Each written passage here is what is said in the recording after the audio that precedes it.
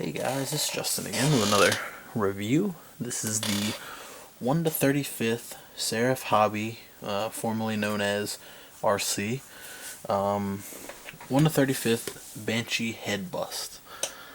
This is a brand new model kit. It came out not too long ago.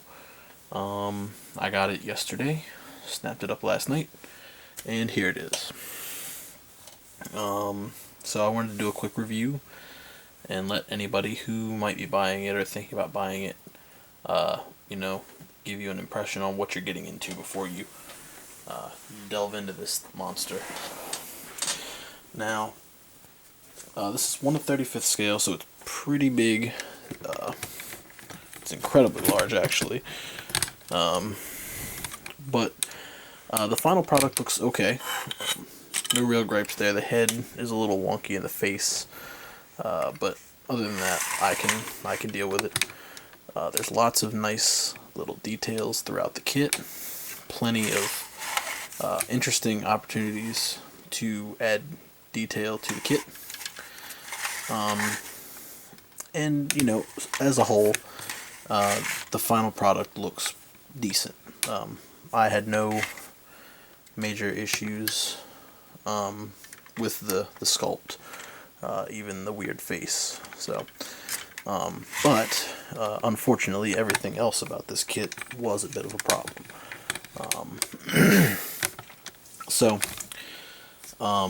This kit being not manufactured by an official company, you tend to run into more, different types of problems than if you were to run, or than you would run into typically on a first-party model kit. This is not really a knockoff per se, but it isn't an official licensed model. So Bandai did not make it. Bandai did not have a part in it. That is why it looks the way it does, and some of the things function the way that they do. But that said, these things are kind of to be expected. Now there were some things that I thought were kind of lazy, like some of the gold pieces. Actually, all the gold pieces are painted rather than electroplated or used, instead of using like the dipped gold, it's all painted gold. And what I mean by that is, even like this full gold piece here is, if I can find a quick piece of sandpaper, it's painted with that gold that Bandai uses on the cheap. Well, it's not. It's molded in that color. That weird yellowy gold. But then it's painted over, and it doesn't really look very good. It's not very even. But on a couple pieces, it's sprayed straight over black. That was these pieces here and these pieces here, and it's incredibly evident on these ones. There was a lot of overspray, and the sink marks are pretty terrible there. Another problem you're going to encounter with this kit is mold lines. There's a lot of mold lines on some of the larger pieces. There's a lot of mold lines on some of the smaller pieces too. Fitting issues. Pieces just generally don't want to fit, period. They're either incredibly too tight. Well, with this kit mostly everything was too tight. But there were one or two instances where things just didn't stay, period. One of those is this, I think it's this one. It just kind of does what it wants. The other one sits just fine, but this just pops out whenever it wants to. So I have to glue that in place when I'm finished with the kit. The metal pieces don't really fit too well either. They're too loose. But when I say fitting issues, I also mean pieces of the kit that transform and stuff like that don't really fit well either. So like these will look like they close up, but they only go up to about here, and you have to kind of force them to go the rest of the way until you hear a click. if you're going to transform it into unicorn mode. Ugh. See, that doesn't even want to stay, and there's nothing holding it at the top. I don't know, this thing was a pain to deal with. It does, however, transform. There are LEDs. I didn't install the LEDs because I'm going to be painting it, so I didn't want to assemble and disassemble all of that, but it is an option. I'm not sure if it's standard release or first run release, but I also installed half the kit in the standard colors, which is I'm not really sure if it's black or if it's just a really dark navy. I'm pretty sure it's black, but now that I'm seeing it under my desk lights and stuff like that, but it's like gold all over the place. It's molded in black, and the it also comes with clear runners, and those are clear black or regular clear for the gold pieces or the black pieces respectively. Gold pieces are molded in clear, obviously. That way, if you want to paint anything a color that you want to paint it, you don't have to strip the gold off of here. You can just go ahead and do it. As for the clear armor pieces, it's just so you can see through everything.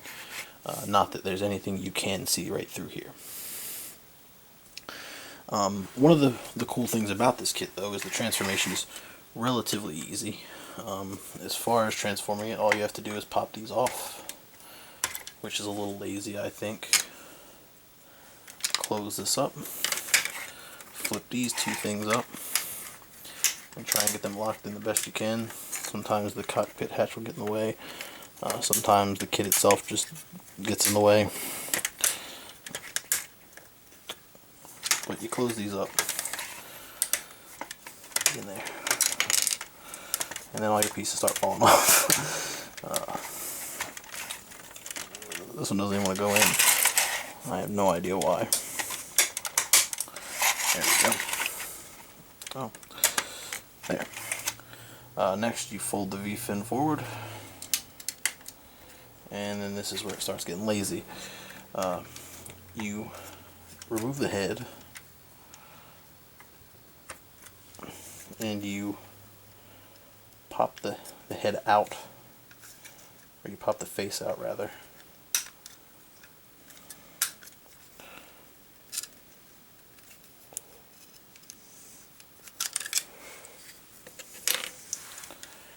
You punch in the unicorn face,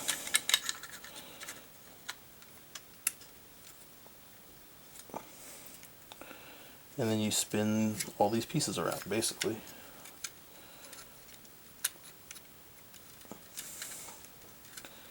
There's also an opening hatch gimmick, so you can see some of the internal detail there, but not really what we're going over right now. There we go.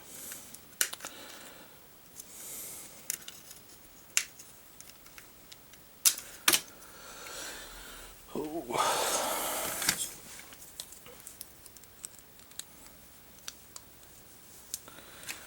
But then you can put these pieces back on upside down, basically. So that one goes on like that, and this one goes on like this.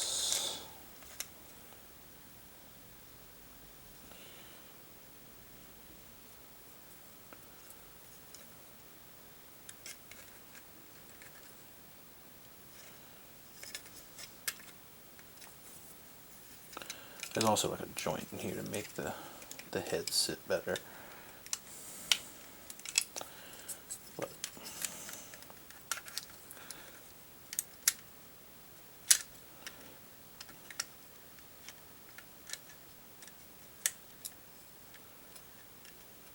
I don't know how this goes in. Something like this. I don't know. I'll have to look at the instructions again.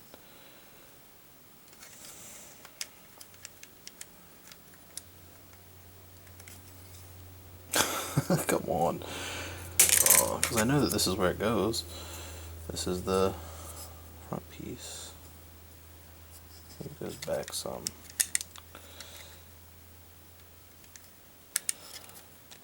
I don't know. We'll just stick it there. It's fine. And the camera piece fell out. Fitting issues, yay. That must not be where it goes. Looks right, but there we go. Okay. I guess the other ones are holding it back, so it's having trouble staying in the way it should.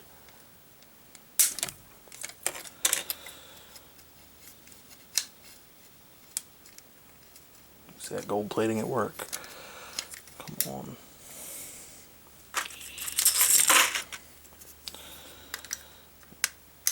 You're really going to modify this kit if you plan on painting it. There we go. Okay, so that's basically that. Then you put it back on, and you have the unicorn mode. Again, not the most elegant of transformations, but it works. I guess it's still less of a headache than an actual transforming kit, but that's for you to decide.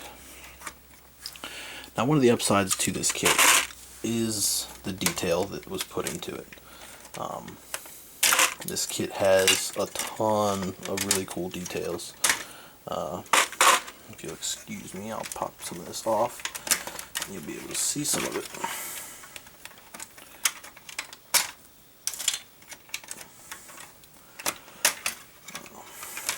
Thanks to the tight fit, it's nice and secure and snug.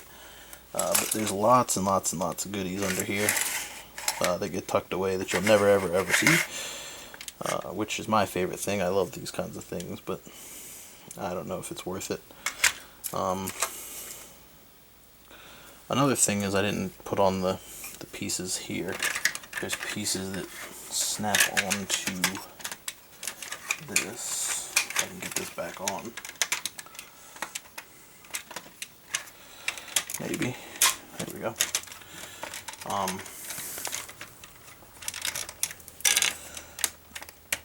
They snap on the insides of the armor here, and you put these pistons in them, and it makes the pistons look like they're actually attached to something.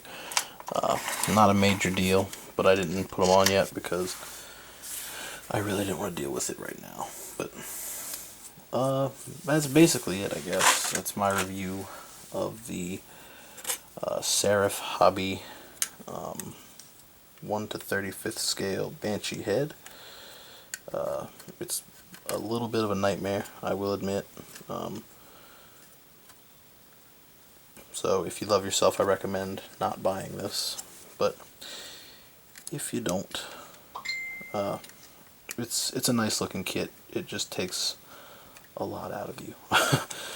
So if you were up for a challenge, give it a go. If not, I'd recommend leaving this one alone. So thanks for watching, guys, and I'll see you at the next video. Later.